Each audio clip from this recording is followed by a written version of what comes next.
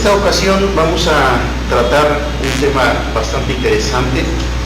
Vamos a hablar de Parkinson y parkinsonismo.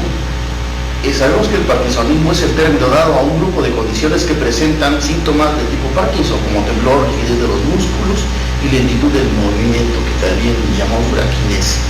Pero para ello contamos con la persona idónea e indicada para hablar de este tema, de la doctora Gabriela Arango Salazar. Ella es especialista en medicina interna y en neurología. Doctora Gabriela, nuevamente bienvenida, como todas las veces que ha estado con nosotros, a esta su casa Telemedicina, para que aborde el tema de hoy. Adelante. Muchas gracias. Bueno, como acabo de decir el doctor, yo soy neuróloga y también soy epileptóloga. El día de hoy vamos a ver este tema. Es un tema sumamente interesante y también está sujeta como algunas confusiones. Lo más importante es definir qué características clínicas tiene el paciente. Uno de esos es el temblor. La característica más evidente de pacientes con Parkinson es el temblor. Entonces primero tenemos que identificar qué tipo de temblor tiene el paciente. Ejemplo, si tenemos un temblor de reposo, esto significa que aunque el paciente no ejerza ningún movimiento de la mano, esto puede ocasionar que a pesar de que no tenga ninguna contracción, presente movimiento de manera involuntaria. Tenemos otro que es el temblor postural. El temblor postural va a ocurrir cuando ponemos o mantenemos alguna extremidad en contra de la fuerza de gravedad. Entonces esto es sin realizar algún otro movimiento, solamente pues ejercer en contra de la fuerza de la gravedad. Por ejemplo, podemos pedir al paciente que extienda las extremidades superiores en forma horizontal y eso sería para evaluar si tiene temblor postural. Tenemos el temblor cinético. Eso es cuando realiza algún movimiento, le podemos pedir que tome algún objeto. Por ejemplo, se utiliza la prueba dedo-nariz, otra es la prueba talón-rodilla para las extremidades inferiores, o le podemos pedir que escriba al paciente, incluso hay como algunas figuras que podemos decirle o pedirle que lo siga, y de esta forma vamos a evaluar ese temblor. El temblor isométrico, ocurre durante una contracción muscular que está realizada con un objeto estacionario o rígido. Por ejemplo, lo podemos poner a empujar la pared y eso va a ocasionar temblor en el paciente. O flexión de la muñeca contra la mesa, eso también puede ser otra maniobra que podemos utilizar. O temblor de acción, va a ocurrir durante cualquier contracción voluntaria de los músculos. Esto puede ser una combinación entre varios tipos de movimientos, por ejemplo el postural, el cinético o el isométrico que acabamos de ver. Bueno, un poco de historia para esto, ¿no? Primero, la primera descripción que se hace en la literatura médica fue descrita por el doctor James Parkinson en 1817. De ahí se vinieron algunos otros descubrimientos importantes, como lo realiza el doctor Frederick Lewis, en donde encuentra estos cuerpos de Lewis precisamente que son las características patológicas de esa enfermedad. Más adelante tenemos otros descubrimientos importantes, por ejemplo, donde se identifican las estructuras en donde son liberadas, en este caso el neurotransmisor, la dopamina, que es la que ejerce este efecto, ¿no?, de regulación de los movimientos.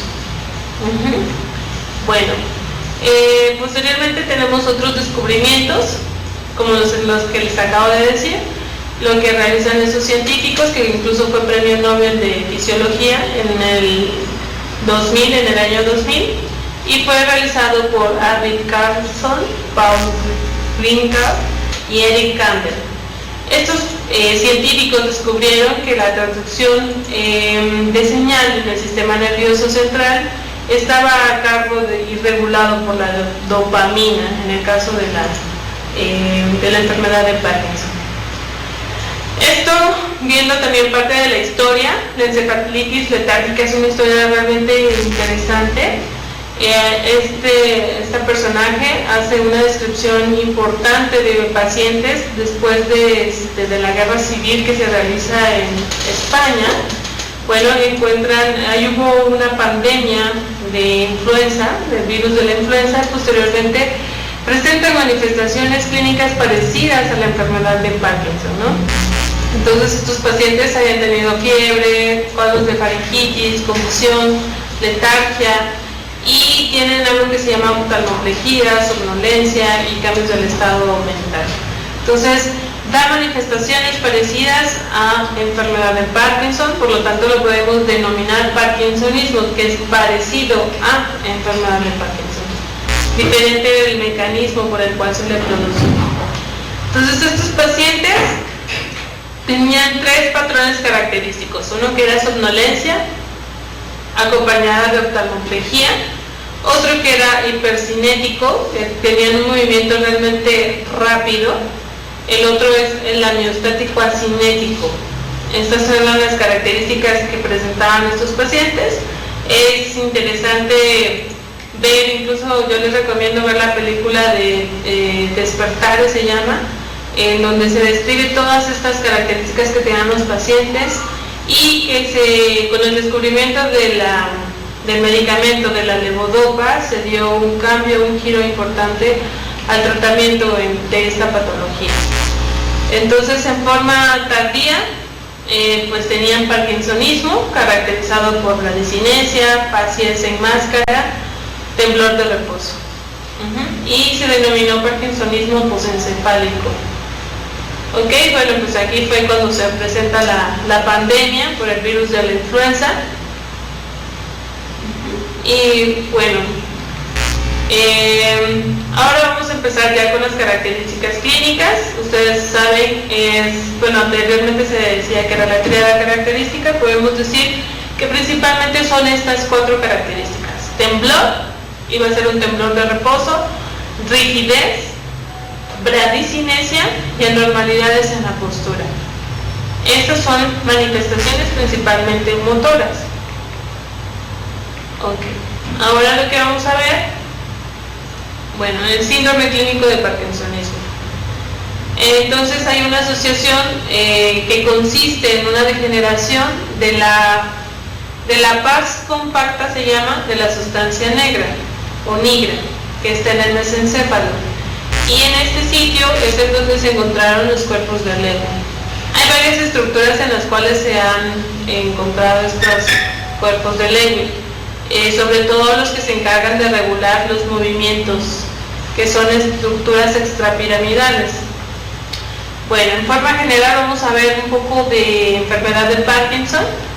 Lo podemos dividir en 3 rubros de acuerdo a la presentación del paciente. Puede dividirse en Parkinson juvenil, que va a ser en 21 años de edad o menores de 21 años; el Parkinson de inicio temprano, de 22 a 39 años; el Parkinson idiopático, que es el que se va a presentar después de los 40 años.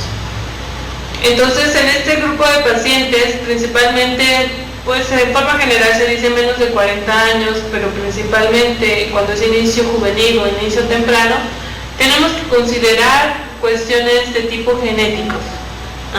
Usualmente hay antecedentes familiares, y esto puede darnos una pauta de que se trata de enfermedad de Parkinson. Es la principal causa de enfermedades de trastornos del movimiento, y como enfermedad neurodegenerativa va a ser la segunda causa después de la enfermedad de Alzheimer. Entonces, de acuerdo, el factor de riesgo más importante para la enfermedad de Parkinson es la edad. Entonces va a incrementar la incidencia y la prevalencia en estos 2 grupos de edad. La relación de hombre con mujer pues va de 1.5 a 1 o de 3 a 2, como quieran verlo.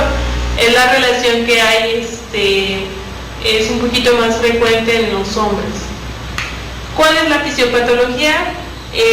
La teoría es esta, que hay una disminución de los niveles de dopamina, que está a nivel de ganglios basales, y esto va a ocasionar que se interrumpan las conexiones entre el tálamo y la corteza motora, que ya entonces ahora ya no se va a poder regular adecuadamente el movimiento. No es que haya alteración específicamente del movimiento, sino la regulación. Los ganglios basales, que se refiere a veces como un sistema extrapiramidal, incluye la sustancia negra, al cuerpo estriado, el globo pálido, el núcleo subtalámico y el tálamo. Entonces, incluso en relación al tratamiento, estos son los sitios en donde se han considerado como focos para la colocación de electrodos profundos que se utilizan en enfermedad de Parkinson avanzada. Los depósitos por cuerpos de Lewy es la característica patológica de este padecimiento, y los cuerpos de Lewy son acumulación de proteínas, que va a ser la alfa-sinucleína, y esto ocasiona pérdida progresiva de las neuronas que están en la sustancia negra. Todo esto va a condicionar que disminuyan los niveles de dopamina y por consiguiente hay alteración de la regulación que da el tálamo a la función motora. Hay diferentes teorías, incluso se considera que hay algunas sustancias que pueden favorecer a la enfermedad de Parkinson. Tenemos como la teoría tóxica, que algunos pesticidas o metales como mercurio, manganeso, hierro y zinc pueden ser un factor de riesgo. Entonces esta enfermedad va a ser como tal multifactorial, va desde cuestiones genéticas, también cuestiones ambientales. Otros factores bioquímicos como la intoxicación con el 1-metil-4-fenil tetrahidropiridinas, y esto va a destruir las células dopaminérgicas. Tenemos múltiples genes que se han encontrado en pacientes que tengan enfermedad de Parkinson. Aquí se describen algunos. Para fines prácticos, lo que es importante decir es lo que ya les había comentado: en edades jóvenes, menos de 40 años, sí tenemos que considerar alteraciones genéticas. Y algunas alteraciones genéticas pueden dar un tipo de características clínicas predominantes en la enfermedad de Parkinson. Por ejemplo, la asociación con problemas de demencia o alteración con distonía, como tenemos en el PAR14, que se asocia a Parkinson con distonía. Entonces estas alteraciones pueden ser las que se ven en el lado izquierdo, viéndolo de frente. Principalmente son el Parkin o DJ1, PIN1, LRK2. Entonces aquí lo que va a ocasionar son mutaciones en el ADN, pero va a ser en el ADN mitocondrial, que está a nivel somático, y causan defectos funcionales en la respiración mitocondrial. Eso a su vez, a nivel del sistema nervioso central, va a ocasionar alteraciones en las neuronas, que son liberadoras de dopamina, que están en la sustancia negra, y aquí es lo que se asocia a la enfermedad de Parkinson de tipo familiar, incluso también la esporádica. Algo muy importante que yo les explicaba a mis alumnos son los síntomas premotores. Incluso en fases iniciales, cuando ya tenemos los datos motores o los síntomas motores, nos podemos orientar sobre estos síntomas premotores para determinar si es Parkinson clínicamente, ¿no? Para darle una mayor probabilidad de que sea Parkinson. Por ejemplo, tenemos problemas de hiposmia, es algo frecuente, se presenta desde 2 a 7 años antes, entonces los pacientes nos refieren que tienen alteraciones del busto.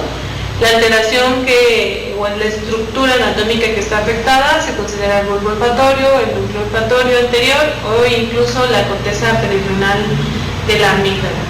Otro dato que frecuentemente presentan los pacientes es el estreñimiento, llega a ser de 10 a 18 años previos a las manifestaciones motoras, y la alteración está en el núcleo dorsal del vago y neuronas del plexo entérico. Tenemos trastornos conductuales del sueño, REM. Esto también son pacientes que tienen ya un historial largo de alteraciones en el sueño, ¿no? Recordemos que el sueño REM es el que son de los movimientos oculares rápidos. Durante esta fase lo normal es que el paciente no se movilice, tenga una parálisis en el sueño, pero eso es normal. Entonces en estas fases los pacientes empiezan con, por ejemplo, con pataleos. Se recuerda que la pareja luego comenta que le pega, ¿no? Que da patadas, o también el síndrome de piernas inquietas es otro síndrome que se presenta frecuentemente en Parkinson. Depresión. La depresión es un dato frecuente de 3 a 6 años, son estas estructuras que están aquí involucradas. Tenemos el sistema dopaminérgico, sabemos que está muy relacionado con las emociones, con un estado de placer, de bienestar. Entonces aquí otra vez las manifestaciones que ya vimos, es importante notar la imagen, por ejemplo, la postura que a veces también adquieren los pacientes. Hay algo que se llama camptocornia, que pareciera que están como jorobaditos los pacientes, pero la diferencia de la camptocornia a una alteración que sea de tipo estructural en la columna vertebral es que estos pacientes, al poder verlos acostados, la columna, diremos, regresa completamente, ya no está angulada. Entonces por eso podemos diferenciar entre si es camptocornia o es una alteración en la columna. Tenemos clasificaciones. Esta es una clasificación que es práctica. Considero que al momento de una revisión rápida podemos utilizarlo. Es la de Jochen y Yard. En este caso lo que ve son sobre todo la funcionalidad de los datos motores que puede dar el paciente. El 0, pues no hay signos de enfermedad. El 1, enfermedad exclusivamente unilateral. 1.5, afectación unilateral y axial. El 2, bilateral. Y ya, por ejemplo, tenemos el 4, que es una incapacidad grave, aún capaz de caminar o de permanecer de pie sin ayuda. Y el 5, pues ya el paciente permanece en silla de ruedas o en cama si no tiene ayuda. Entonces, ese es uno. El otro que se utiliza, de hecho este es el que debemos utilizar. En la práctica a veces lo que se hace es nada más la revisión de la sección motora o de la escala motora. Es difícil evaluar todas estas funciones. En una revisión pues a conciencia pues se debe de hacer, sobre todo en las primeras valoraciones. Primero la valoración de la función cognitiva y de la memoria, las actividades de la vida diaria que pueden estar disminuidas en esos pacientes, y la escala motora. La escala motora, ahí tenemos que hacer varias revisiones del paciente. Vamos a ver principalmente lo que ya vimos, que si el tipo de temblor, si es un temblor de reposo, si es un temblor de intención, si es un temblor postural, si tiene bradicinesia, si hay lentitud de los movimientos. Hay maniobras que se utilizan para ver esta agilidad de las extremidades. Y vemos también la rigidez, ¿no? Eso ya se evalúa de manera pasiva, que consiste en realizarle movimientos por parte del explorador al paciente, pedir que se relaje el paciente y realizar esto. Entonces va enfocado a eso. También la postura al momento de que vemos al paciente. La marcha es otra parte importante. Hay algo que se llama marcha magnética. La marcha magnética consiste en que las piernas pareciera como si se quedaran pegadas al piso y los pacientes dan pasos cortos. Y también la sección 4, que ya valoración en relación con los medicamentos. Entonces, de acuerdo a la respuesta que tenga el paciente, pues vamos a ver esta función de los medicamentos. Otra parte, pues el lenguaje también es importante. A veces ya a los pacientes les es difícil emitir lenguaje.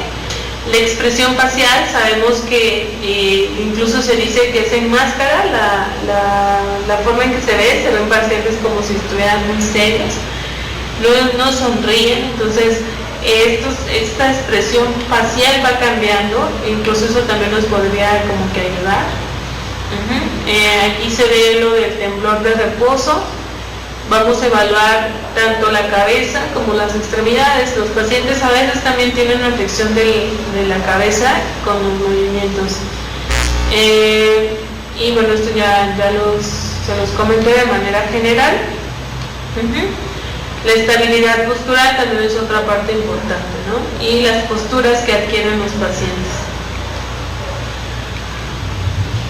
Bueno, Entonces, en las manifestaciones no motoras tenemos síntomas psiquiátricos muy importantes. Va desde cuestiones como que empiezan a referir fatiga, depresión, el estado de ánimo es bajo o ansiedad. Pueden tener ataques de pánico o síndromes confusionales o alucinaciones. Algo importante que debemos de diferenciar es enfermedad de Parkinson, que va asociada con problemas o trastornos cognitivos como demencia, y hay otra que se llama demencia por cuerpos de Lewy. ¿Cómo lo podemos diferenciar? La demencia que se presenta en enfermedad de Parkinson va a ser posterior a las manifestaciones tanto premotoras como motoras. Y en el caso de demencia por cuerpos de Lewy, principalmente las manifestaciones cognitivas van a ser previos a las manifestaciones motoras. Entonces esto nos ayuda a diferenciarlo clínicamente. Cuando tenemos manifestaciones pues ya cognitivas en los pacientes con Parkinson, es frecuente que no tengan alteraciones de la memoria. Esto no se afecta inicialmente. Lo que se puede tener van a ser lo que viene aquí: alucinaciones, un síndrome confusional en todo caso, alteraciones en el comportamiento. Eso es lo que vamos a ver en pacientes que tienen problemas cognitivos. Trastornos del sueño que se presentan frecuentemente, yo lo que les decía, y principalmente va a ser en el sueño REM. También tiene manifestaciones disautonómicas, van desde cuestiones de estreñimiento, pueden tener hipotensión, ortostática, sudoración excesiva, también disfunción urinaria y disfunción sexual, disfunción de la libido, alteraciones sensoriales y bueno, ya vimos lo de la hiposmia. Bueno, aquí, ¿qué es importante también ver? Todas estas manifestaciones van a ocasionar pues disminución de la calidad de vida de los pacientes, pues requerimiento de la ayuda de los familiares y bueno, más o menos por frecuencia, eso es lo que las manifestaciones que se presentan. Es frecuente las caídas hasta en un 87%, el congelamiento de la marcha, que les decía que es lo de marcha magnética. Otros pues las alteraciones del sueño, las alteraciones cognitivas o del comportamiento, alucinaciones. El deterioro cognitivo se presenta hasta el 84% a los 15 años de evolución del paciente, la depresión también a los 15 años. Entonces, ahora sabemos que la punta del iceberg de esta cuestión de manifestaciones motoras diremos que lo último que se ve, ¿no? Pero todo lo previo que se manifestó antes, pues no nos habíamos notado, a lo mejor no lo tenemos como tan en cuenta. Ya hasta cuando llegan los síntomas motores es cuando diagnosticamos en muchos casos. Entonces, el factor de riesgo más importante, la edad. En mayores de 40 años se puede presentar, principalmente va a ser mayores de 65, de 60 años. El mecanismo fisiopatogénico pues es la disminución de los niveles de dopamina por afectación de las neuronas que están en la sustancia negra de la parte compacta que está a nivel mesencefálico. Y bueno, es más prevalente en hombres que en mujeres. El estradiol, que en el caso de las mujeres puede potenciar la liberación de la dopamina, y quizás esto nos dé cierta protección a las mujeres para el riesgo de padecer esta enfermedad. Bueno, entonces tenemos factores de riesgo y factores de protección. De riesgo va desde esta exposición a pesticidas, ya lo mencionamos, antecedentes de algún traumatismo craneoencefálico, factores dietéticos y actividad física, y antagonistas del calcio, infecciones virales o el metil mercaptopurina. Entonces tenemos factores de protección como el consumo de cigarrillo, se considera uno, y el otro es el consumo del café, que nos pueden proteger para esta enfermedad. Otra vez los mismos son las manifestaciones premotoras, y pues qué tantos años previos podemos tener manifestaciones. Hasta 20 años previos a las síntomas motoras se podrían presentar. Entonces a este se les conoce como la etapa de Bragg en la enfermedad de Parkinson. ¿Qué es lo que vamos a hacer? Pues primero tenemos varios criterios. Estos son criterios para diagnóstico de Parkinson. ¿Por qué? Porque tenemos que diferenciarlo con otras enfermedades. El diagnóstico de Parkinson es clínico, pero debemos de descartar otras alteraciones antes de dar el diagnóstico completo. Es más así decir específicamente si es enfermedad de Parkinson. Hay cosas que nos van a ayudar a pensar en la enfermedad de Parkinson o pensar en Parkinsonismo. Los síntomas clásicos se van a presentar en la enfermedad de Parkinson. En esto tenemos lo que ya habíamos dicho, rigidez, temblor de reposo. Se ve la frecuencia del temblor que va de 4 a 6 Hz, la inestabilidad postural, la bradicinesia. Eso es lo clásico. Entonces ahora tenemos criterios de exclusión. Si el paciente tiene antecedentes cardiovasculares, hay que descartar infartos cerebrales que puedan darte un parkinsonismo de tipo vascular. Si tiene antecedente de historia de algún traumatismo cráneoencefálico, también hay que descartar que pueda deberse a este problema. Una historia de encefalitis diagnosticada. De hecho, yo tuve, no tiene mucho tiempo, un paciente con un parkinsonismo posencefálico. Parece, no se diagnosticó al 100%, que fue debido a dengue, virus por dengue. Entonces, quizás ahí nos quedamos cortos con el diagnóstico, pero salió positiva la prueba y posteriormente datos de parkinsonismo. Si el paciente tiene crisis oculógiras, movimientos de los ojos, también hay que descartar otras enfermedades. El tratamiento con neurolépticos, muy frecuente, el uso de algunos medicamentos, por ejemplo sinaricina, es uno de los que más frecuentemente se asocia a dar un parkinsonismo. Es importante decirle que la teoría es que estos medicamentos favorecen a que se presente o se adelante la enfermedad de Parkinson. Más que ser como los causantes del parkinsonismo, más bien como que se considera que pueden adelantar las manifestaciones de enfermedad de Parkinson en un paciente que es susceptible a tenerlo.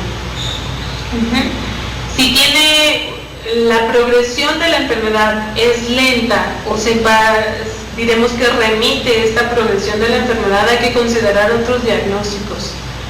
Si son síntomas unilaterales estrictamente, después de 3 años de evolución, también hay que pensar otro diagnóstico. Parkinson usualmente es inicio unilateral, pero va a ir progresando. Ya en 3 años lo más seguro es que tenga afección de los dos lados. Cuando tenemos alteración en los movimientos oculares, en la parálisis supranuclear, por ejemplo, tenemos que considerar quizás este diagnóstico que se llama así, parálisis supranuclear progresiva. Si tiene síntomas cerebelosos, hay que considerar otro diagnóstico. No se trata de enfermedad de Parkinson. Si tienen afectación autonómica severa de manera inicial, podemos considerar, por ejemplo, algo que se llama atrofia de múltiples sistemas, que la manifestación más frecuente e inicial va a ser afectación autonómica. Otro es la demencia. Si tiene primero demencia severa, pues hay a lo mejor una demencia por corpus de Lewy. Si tiene datos de liberación piramidal, también tenemos que pensar en otros diagnósticos, por ejemplo el signo de Babinski. A lo mejor podemos considerar un parkinsonismo de tipo vascular asociado a infartos o a lesiones vasculares. Presencia de tumores o hidrocefalia, pues también es importante, y vamos a considerar quizás que nos dé manifestaciones parecidas, pero que no son una enfermedad de Parkinson. Y otro punto muy importante, que no tenga buena respuesta a levodopa. Hasta el momento levodopa sigue siendo el medicamento que tiene mayor efectividad para el control de los síntomas, y que no haya tenido alguna exposición a un tóxico. Entonces estos criterios de exclusión nos tienen que hacer pensar en otra cosa que no sea enfermedad de Parkinson. Son muy importantes que los tomemos en cuenta para hacer un diagnóstico diferencial. Y lo que nos dice que sí es enfermedad de Parkinson, lo que yo les decía, inicio unilateral, temblor de reposo presente y usualmente en fases como iniciales de los síntomas motores, trastornos progresivos. Esta es una enfermedad progresiva. Asimetría persistente afectando más al lado inicial. Sí persiste esta asimetría, pero llega a afectar el otro lado. Que tenga una buena o excelente respuesta a levodopa. En algunos pacientes lo que se limita el uso de levodopa son los efectos secundarios, pero no la respuesta a levodopa. O sea, siempre que sea enfermedad de Parkinson va a tener una muy buena respuesta a levodopa. Si tiene una corea que sea inducida por levodopa de manera severa, pues también esto es predictivo de que sea enfermedad de Parkinson, y que tenga una respuesta al medicamento de 5 o más años y un curso clínico de 10 o más años. Entonces esto nos hace pensar en si es una enfermedad probable, posible o definitivo. Definitivo, ya sabemos que el diagnóstico se debe de hacer por patología. Entonces esto ya es, no sé, una biopsia en tu caso, o pues en retrospectiva puede hacerse una necropsia y eso es un diagnóstico definitivo. Otra vez son las características de la enfermedad y pues aquí son las condiciones que nos deben de alertar. Voy a ser como muy enfática en esta parte, porque sí es importante que sepan o que sepamos diferenciar o por lo menos considerar otros diagnósticos que no sean enfermedad de Parkinson. Entonces, el cuadro clínico se presenta con caídas. Si el cuadro clínico se presenta así, vamos a pensar en otra patología. Inicio simétrico. En el caso de cuando se presentan con caídas, es más frecuente en la enfermedad que se llama parálisis supranuclear progresiva, precisamente por esta alteración en los movimientos oculares que nos dan estabilidad y equilibrio, son parte del sistema que nos da estabilidad. Entonces, cuando están afectados los movimientos oculares, por eso es frecuente que los pacientes presenten caídas. Si tiene un inicio simétrico, también hay que pensar en otro diagnóstico. Si tiene una rápida progresión, pues también la enfermedad de Parkinson, pues afortunadamente no es tan rápida. Si llegan a tener una buena calidad de vida, quizás entre 5 a 10 años, dependiendo del tratamiento, que tengan ausencia del temblor. Es importante si los pacientes tienen rigidez, casi parkinsonismo, por lo regular le falta alguno de las como características clásicas. Puede tener rigidez, puede tener bradicinesia, alteraciones posturales, sin tener temblor. Entonces hay que pensar en otra cosa. El predominio de disautonomías, si empieza primero con taquicardias, bradicardias, hipotensión, hipertensión, o sobre todo que van a ser como cambios abruptos de estas digamos que funciones vitales o autonómicas, pues entonces hay que pensar en otros diagnósticos. Y en respuesta a la levodopa, de hecho dentro de lo del diagnóstico de enfermedad de Parkinson está la prueba de la levodopa. Si tiene una pobre respuesta, que va a ser de menos del 70%, de acuerdo a la valoración motora, entonces debemos de considerar otros diagnósticos. ¿Cómo podemos diferenciarlo? Actualmente la resonancia magnética nos puede ayudar principalmente a descartar alteraciones o a diferenciarlo con otros síndromes de parkinsonismo. Parkinson como tal, la enfermedad de Parkinson hasta estadios avanzados es cuando te va a dar algunos cambios en resonancia magnética. Pero al realizarle una resonancia magnética, por ejemplo que vemos aquí, muestra una resonancia magnética en un corte sagital, en la que vemos en la figura 1.1, en donde se ve atrofia. Vemos en la parte donde señala la flecha, ese es el signo del pingüino, se llama, o del pingüino. Ese se presenta principalmente en un paciente con parálisis supranuclear progresiva. De hecho es como el dato como muy característico de este padecimiento. En la figura 1-2 tenemos atrofia de múltiples sistemas. En este caso va a haber atrofia en diferentes partes del cerebro y tenemos un dato característico en donde se señalan las tres flechas, en donde se ve una hiperintensidad a nivel del borde, diremos, a nivel de la parte lateral del núcleo caudado. Es en donde lo vamos a ver. Esa es una también característica específica de atrofia de múltiples sistemas. Y aquí tenemos otra resonancia magnética en donde tenemos pues hiperintensidades alrededor de los ventrículos y a nivel de la sustancia blanca. Muestra a un paciente que tiene algo que se llama síndrome córtico-basal debido a una enfermedad de Alzheimer. Esto también se va a presentar ya en fases muy avanzadas. Entonces, en conclusión, la fase de prediagnóstico tiene signos parkinsonianos, aunque estos síntomas no cumplen los criterios diagnósticos de la enfermedad de Parkinson. Hasta cuando tengan los síntomas motores van a ser como tal las manifestaciones de enfermedad de Parkinson. Hay una fase premotora en la que se incluyen las características pues no motoras, incluyendo la disminución del olfato, varias disfunciones gastrointestinales, depresión y otros. Es frecuente las manifestaciones musculoesqueléticas también en estos pacientes.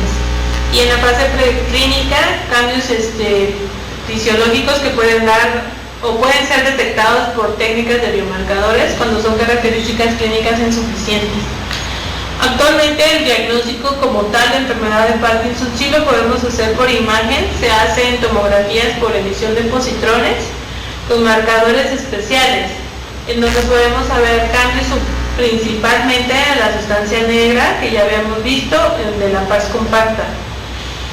Ya lo podemos observar, nada más que estos estudios resultan pues caros y no tan fácilmente accesibles.